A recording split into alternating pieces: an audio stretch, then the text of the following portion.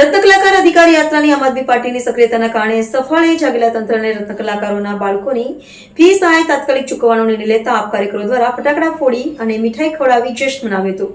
ગુજરાતમાં હીરા ઉદ્યોગમાં મંદીને કારણે રત્નકલાકારોને આર્થિક મુશ્કેલીઓનો સામનો કરવો પડી રહ્યો છે।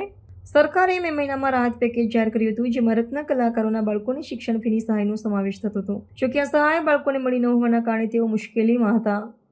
27મી તારીખે ઇટાલિયા દ્વારા સુરતમાં રત્ન કલાકારોના અધિકારો માટે પદયાત્રા જાહેર કરવામાં આવી। ત્યાર પછી તંત્ર સક્રિય થયું અને ફી સહાય તાત્કાલિક ચૂકવવાની જાહેરાત કરવામાં આવી। સુરતમાં કુલ 55,241 બાળકો માટે 65 કરોડ રૂપિયાની સહાય ચૂકવવામાં આવશે। સુરત જિલ્લામાં રાહત પેકેજ માટે 74,268 અરજીઓ મળી હતી, જેમાંથી 47,599 અરજીઓ મંજૂર થઈ છે અને 26,600 અરજીઓ સામાન્ય ઠેરવવામાં આવી છે।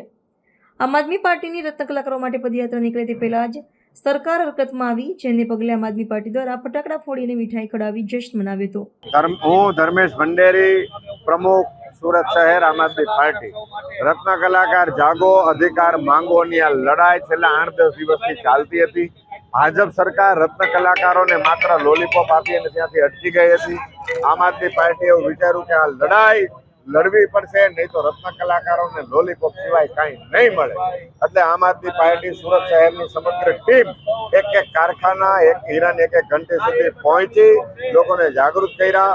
આવતીકાલે એટલે કે 27મી સપ્ટેમ્બરના રોજ આમ આદમી પાર્ટીના પ્રદેશ નેતા અને ગુજરાતના સૌથી વધુ લોકપ્રિય ધારાસભ્ય શ્રી ગોપાલભાઈ ઇટાલિયા અને પ્રદેશ સંગઠન મહામંત્રી શ્રી મનોજભાઈ સોરઠિયાની આગેવાનીમાં ઉમિયાના દર્શન કરી ઉમિયાધામ 4 રસ્તાથી લઈ સવાણીમાં થઈ અને સરદાર ચોક ખાતે સરદાર સાહેબની પ્રતિમાને પુષ્પમાળા અર્પણ કરાવવા સુધીની પદયાત્રાનો કાર્યક્રમ અને પદયાત્રાના અંતે આ આખી યાત્રા જનસભામાં પરિણામે એવા કાર્યક્રમનું આયોજન કરવામાં આવ્યું। પરંતુ આવતીકાલની પદયાત્રાના આગલા દિવસે આજરોજ ગુજરાત સરકારના ઉદ્યોગ વિભાગ દ્વારા જાહેરાત કરવામાં આવી કે 70,000 અરજીઓ જે આવેલી હતી તે પૈકી અમે 50,000 કરતાં વધારે અરજીઓનો આજે નિકાલ કરી દીધો છે, અમે મંજૂર કરીએ છીએ। બાકીની જે અરજી છે એ અરજી ઉપર પણ અમે આગળ કામકાજ કરીશું। આમ આદમી પાર્ટીએ શરૂ કરેલી આ લડાઈની પોઝિટિવ અસર આવી।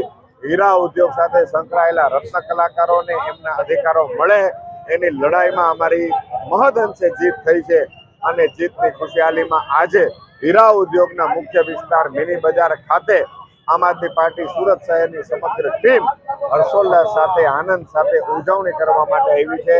ફટાકડા ફોડી અમે આ વાતનો આનંદ મનાવી રહ્યા છીએ કે અમે મહદઅંશે અમારી લડાઈમાં સફળ થયા છીએ। પરંતુ આ લડાઈ આટલે અટકી નથી। આખા હીરા ઉદ્યોગને ચમક અપાવવા માટે, હીરા ઉદ્યોગને મજબૂત બનાવવા માટે અમારી આ લડાઈ ચાલુ હતી અને અમારી આ લડાઈ આમ આદમી પાર્ટીની સમગ્ર ટીમની આગેવાનીમાં ચાલુ રહેશે।